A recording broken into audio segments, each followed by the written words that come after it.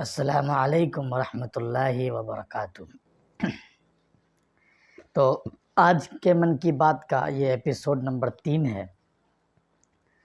آج کیا بات کروں؟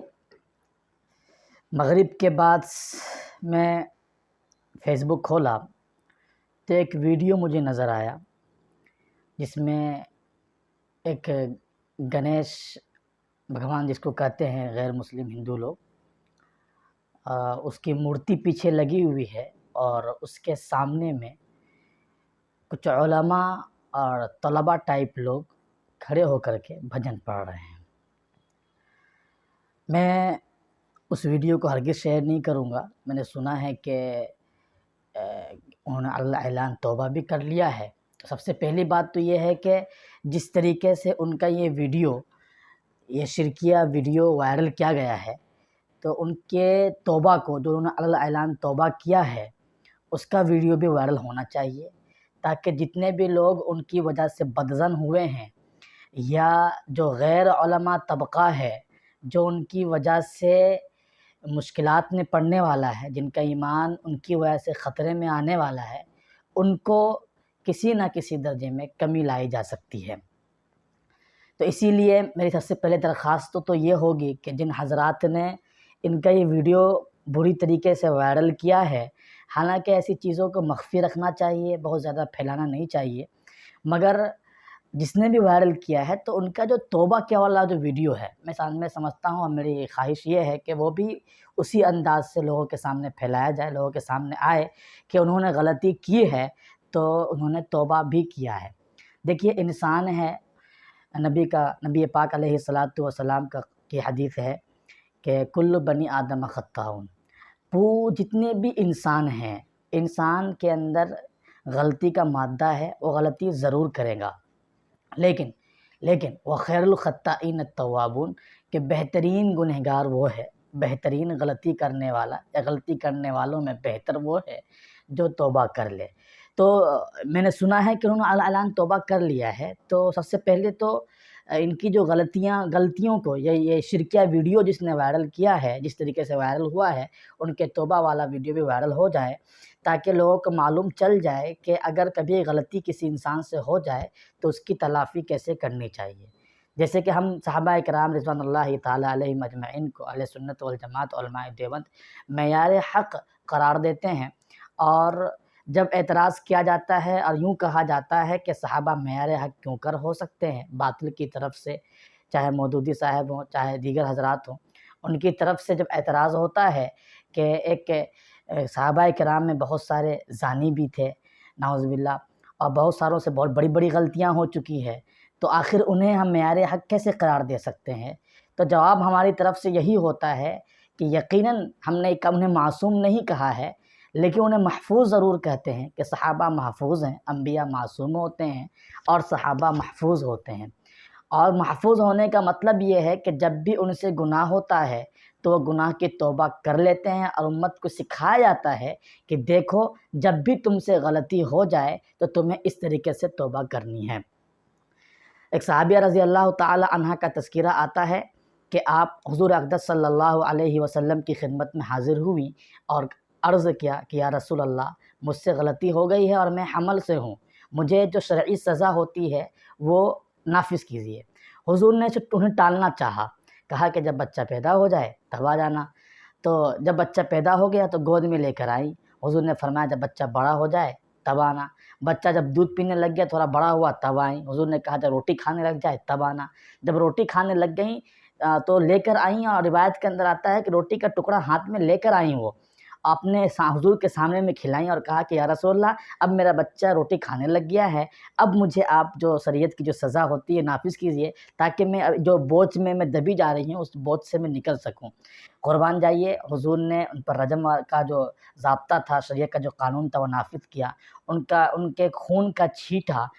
جب کسی صحابی پر پڑا اور صحابی نے انہیں برے الفاظ میں ان کا نام لیا، تو حضور نے منع کیا اور کہا کہ ان کی توبہ ایسی ہے کہ اگر ان کی توبہ کو تقسیم کر دیا جائے تو آدھے سے زیادہ گنہگار معاف ہو جائیں گے۔ تو صحابہ کرام، دیکھیے، وہ چھپا سکتی تھی، اپنے آپ کو بچا سکتی تھی، لیکن لوگوں کے سامنے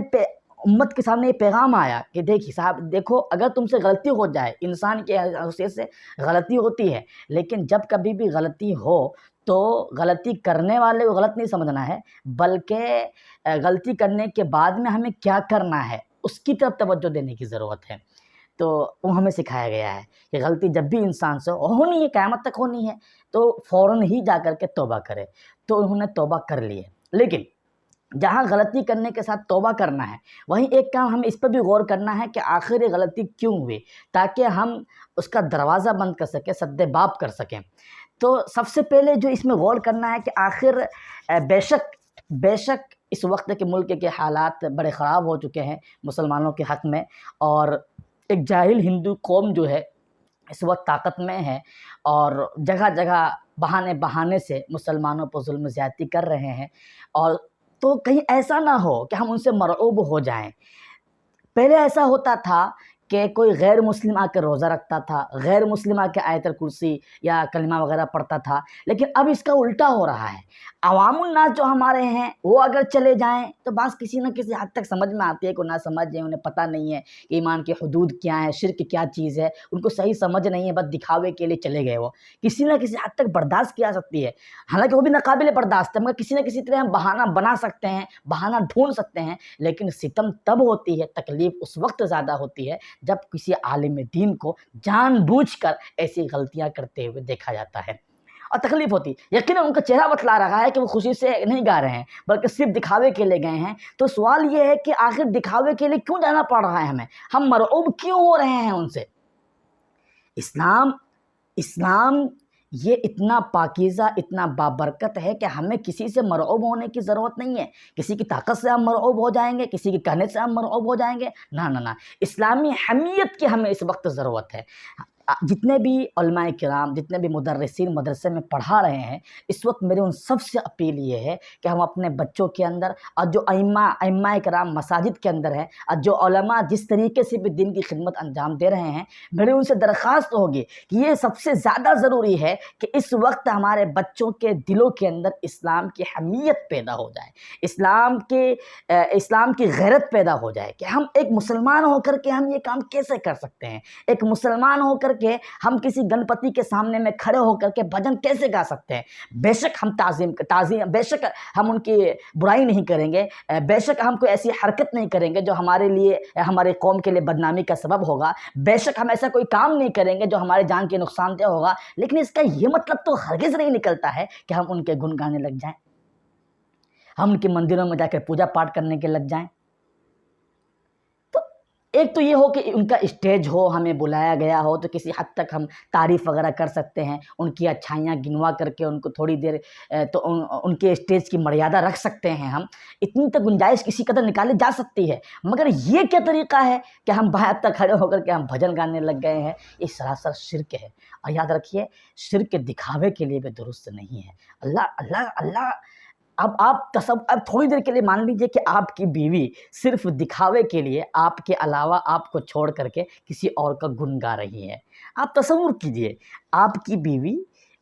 بیوی اور کہتے ہیں کہ شوہر کے اندر جو ہے وہ خدا والی غیرت ہوتی ہے، تو آپ کی بیوی ہو اور کسی غیر مرد کے پاس کھڑے ہو کر کے اس غیر مرد کی تعریف کرے، اور ایسی تعریف کرے کہ جو ایک شوہر اور بیوی کے درمیان کا جو رشتہ ہوتا ہے اس قسم کی تعریف کرنی شروع ہو جائے، کیا مردانہ طاقت ہے اس کی، تو کیا ہوگا، آپ کے دل پہ کیا گزرے گی، اور آپ کا بس چلے تو آپ کیا کچھ نہیں کر گزرے اس کے ساتھ میں۔ تو سوچئے وہ خالق کائنات وہ کتنا غیور ہے، اور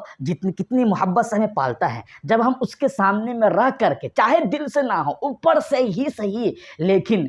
خدا اس کے علاوہ کسی اور کو ہم مان لیتے ہیں، تو کتنی بری چیز ہے اور کتنی خراب چیز ہے۔ اللہ تبارک و تعالیٰ کیا کچھ نہیں کر سکتے ہیں ہمارے ساتھ میں، یہ اللہ کا رحم و کرم ہے کہ وہ جہاں کافروں کو کھلاتا ہے تو ہمیں کیوں نہیں کھلائے گا۔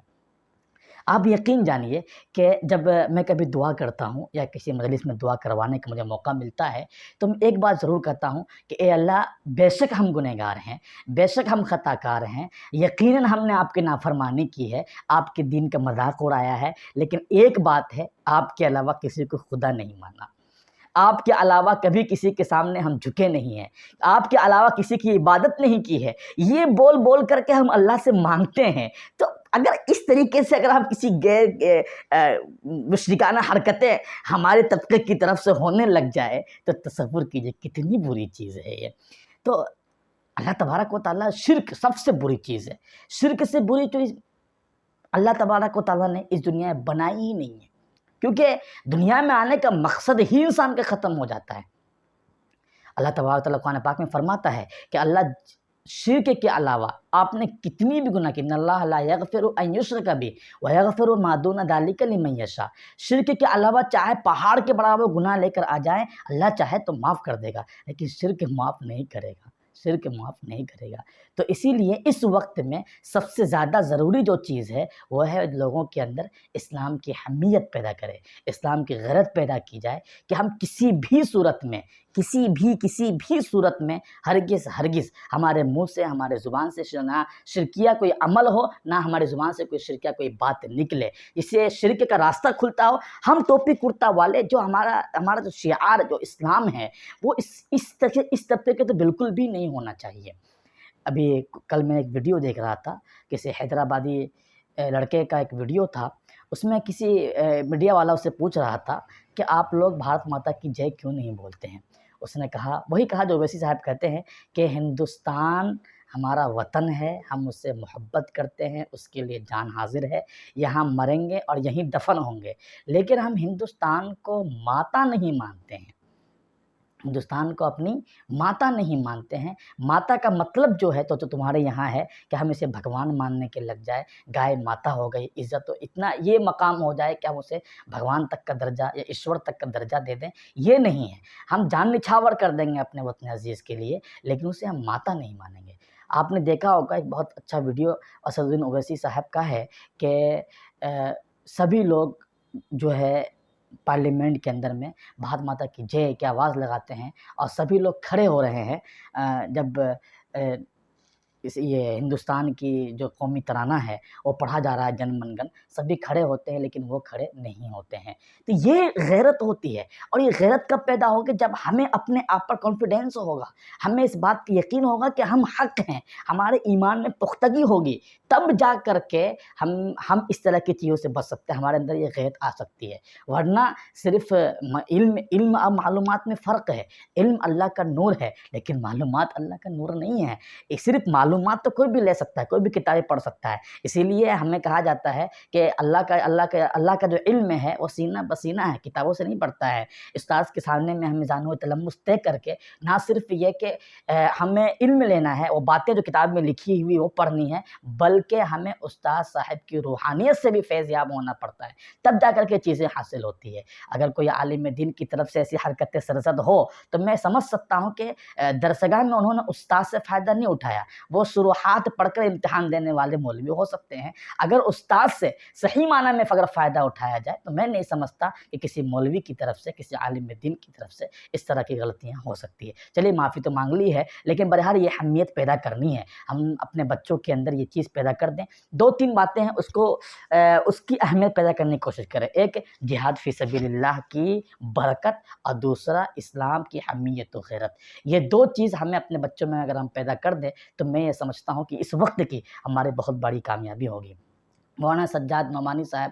دامت برکاتہم العالیہ کا ایک ویڈیو میں دیکھ رہا تھا، اس میں انہوں نے کہا تھا کہ یہ وقت بہت نازک وقت ہے، یہی وہ وقت ہے جب لوگوں کو الگ کیا جائے گا، اسلام اور غیر اسلام والوں کو الگ کیا جائے گا، مسلمان اور نام کے مسلمان کو الگ کیا جائے گا، اور یہی وہ وقت چل رہا ہے کہ جب تمیز کی جائے گی اور آزمائشیں لا کر کے اللہ تبارک و تعالیٰ تمیز کرے گا کہ یہ حق ہے، تاکہ اس کے بعد میں کچھ بڑا ہونے والا ہے اور وہ انقلابی وقت آنے والا ہے۔ جناب حیات الاستاذ مفتی اشرف عباس صاحب حفظہ اللہ نے ایک مرتبہ فرمایا تھا کہ جب بچہ پیدا ہوتا ہے تو ماں کو بڑی تکلیف ہوتی ہے، اور ایک زندگی مرنے کے قریب ہونے کے بعد تب ایک نئی زندگی وجود میں آتی ہے۔ تو انہوں نے اس سے فرمایا کہ آج کا عالم، یہ مثال دے کر کے سمجھایا کہ آج جو چاروں طرف مسلمانوں کو ستایا جا رہا ہے، پریشان کیا رہا ہے، مسلمان تکلیف میں مبتلا ہو رہے ہیں، تو یہ مرنے کے قریب ہونے کے بعد ایک نئی تبدیلی آنے والی ہے، ایک نیا انقلاب آنے والا ہے، یہ اسی کی تمہید ہے۔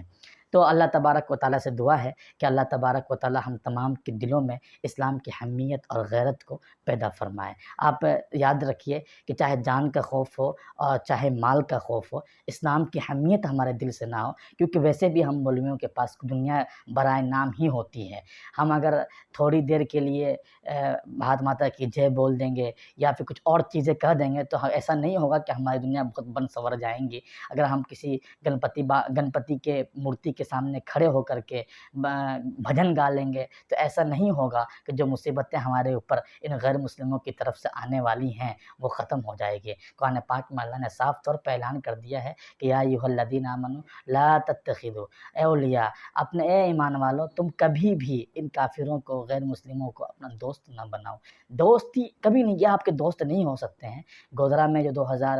گودرا گجرات کے اندر میں جو سن 2002 کے اندر جو دنگا فساد ہوا تھا، تو وہاں دیکھنے والوں نے کہا ہے اور لکھنے والوں نے لکھا ہے کہ وہاں پر